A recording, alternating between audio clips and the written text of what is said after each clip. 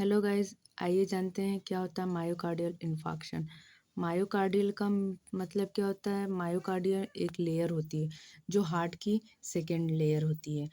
उसके अंदर इन्फेक्शन हो जाना, उसके अंदर जो इस्चीमिया हो जानी यानी ब्लड का कमी हो जाना, जो प्रॉपर अमाउंट में ब्लड पहुंचना होता है वो प्रॉपर अमाउंट में ब्लड का नहीं जाना, उसकी वजह से और ऑक्सीजन नहीं मिल पाना प्रॉपर अमाउंट में, उसके वजह से क्या होता है मायोकार्डियल इन्फेक्शन होता है। तो डेफिनेशन देख लेते हैं। Myocardial infection is a irreversible damage of the myocardial tissue.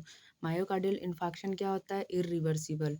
ये एक बार डैमेज होने के बाद वापस से रिवर्सिबल कंडीशन में नहीं आ पाता है। तो ये क्या होता है, वहाँ पे उस टिश्यू का डैमेज होना किस कारण की वजह से, cause by the prolong ischaemia और हाइपोक्सिया। इस्चीमिया मतलब लेक ऑफ ब्लड सप्लाई और हाइपोक्सिया मतलब लेक ऑफ ऑक्सीजन सप्लाई। अगर ब्लड सप्लाई और ऑक्सीजन प्रॉपर मात्रा में नहीं हो मिलेगा तो क्या होगा, मायोकार्डियल इन्फेक्शन होने के चांसेस होते हैं। आइए देखते हैं क्या क्या कॉजेस होते हैं। टोबैको, स्मोकिंग, फिर क्या है हाइपरटेंशन, ड्रग एब्यूज़, ओबेसिटी, ज़्यादा ओबेसिटी होगा तो, ज़्यादा स्ट्रेस, अल्कोहल इंटेक ज़्यादा करने पे, एज, जेंडर डिपेंड करेगा एज पे, जेंडर पे, ये रिस्क फैक्टर है एज और जेंडर, डायबिटीज़ और hyper lipidaemia, chronic kidney disease. जो किडनी डिसीज़ होती है उससे भी ये मायोकार्डियल इन्फेक्शन होने के चांसेस होते हैं। और अगर इस सिचुएशन में मायोकार्डियल इन्फेक्शन होता है तो जल्दी से ये ठीक नहीं होता और मायोकार्डियल इन्फेक्शन इरिवर्सिबल है, ये ठीक होने के चांसेस इसमें नहीं होते हैं। आइए देखते हैं क्या होता है पैथोफिजियोलॉजी इसका, कैसे डिसीज़ कोज कर रहा है। Due to the aetiological factor, यानी इसके अंदर क्या क्या फैक्टर की वजह से हो रहा है। तो इसके अंदर जो जो कॉजेस आ रहे हैं उसकी वजह से क्या होगा, जैसे यहाँ पे कॉजेस में एक ले लेंगे स्मोकिंग। स्मोकिंग की वजह से इस्चीमिया हो रहा है, यानी कि ब्लड सप्लाई सही से, जो मायोकार्डियल लेयर है उसके पास ब्लड सप्लाई सही से नहीं जा पा रहा है। तो उसकी वजह से क्या हो रहा है, ब्लड सप्लाई लो हो रहा है, डिक्रीज हो रहा है। तो उसकी वजह से ऑक्सीजन नहीं मिल पाएगा मायोकार्डियल लेयर को। उसके बाद से क्या होगा, reduce oxygen demand.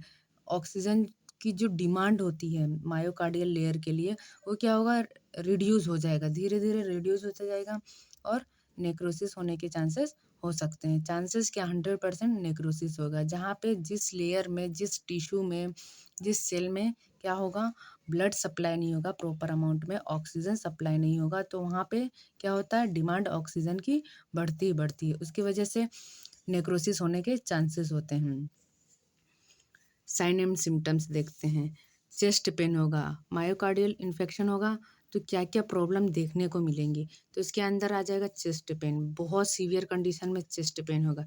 Dyspnoea, dyspnoea क्या होता है, ब्रीथिंग डिफिकल्टी होगा, फटीग होगा, थकावट हो जाएगी आपको, और डाइफोरेसिस और वीकनेस, वॉमिटिंग, लाइट हेडेक होगा, फिर एंजाइटी, स्लीपनेस, एरिथमिया।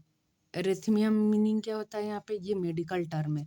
एक ये यहाँ पे मेडिकल टर्म है डिस्निया, और एक ये एरिथमिया, ये मेडिकल टर्म है। मेडिकल टर्म में इसको क्या बोलते हैं, इर्रेगुलर हार्ट बीट होती है। जो हार्ट की जो हार्ट में जो बीट होती है वो क्या होता है, इर्रेगुलर होता है।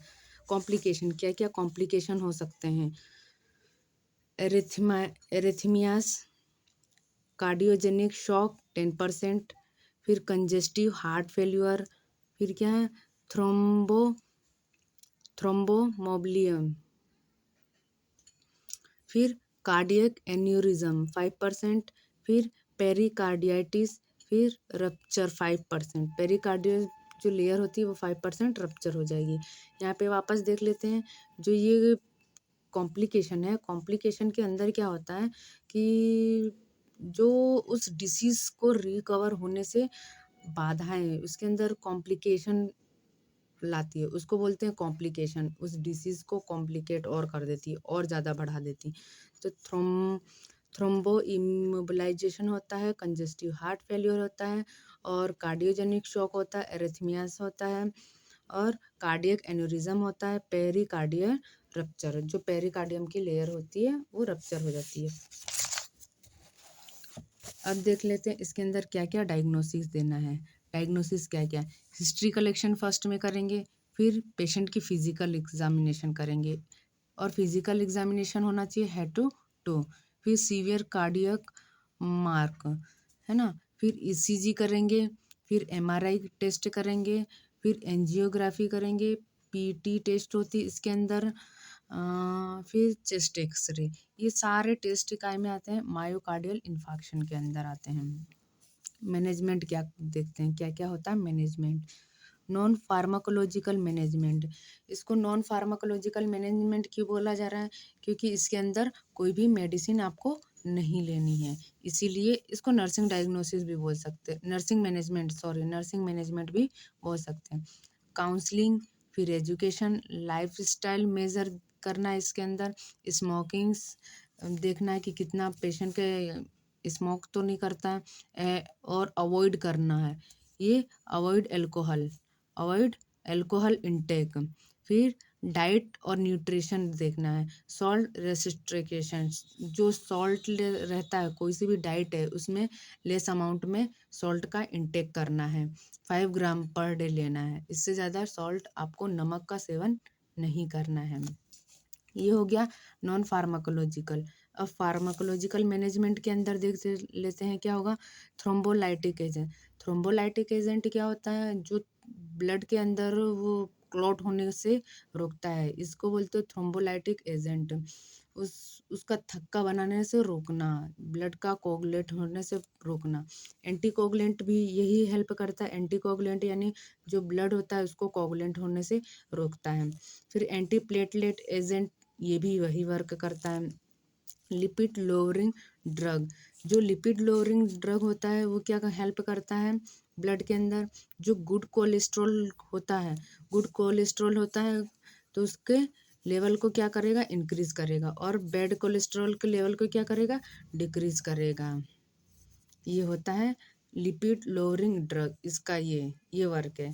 फिर वेसोडाइलेटर, जो वेसोडाइलेटर क्या होता है, फार्माकोलॉजिकल मैनेजमेंट में हेल्प करेगा। जो ब्लड की वेसल्स होते हैं, वेसो मतलब ब्लड वेसल्स, और डायलेटर, डायलेटर का मीनिंग है जो ब्लड की वेसल्स होती हैं उसको डायलेट करता है।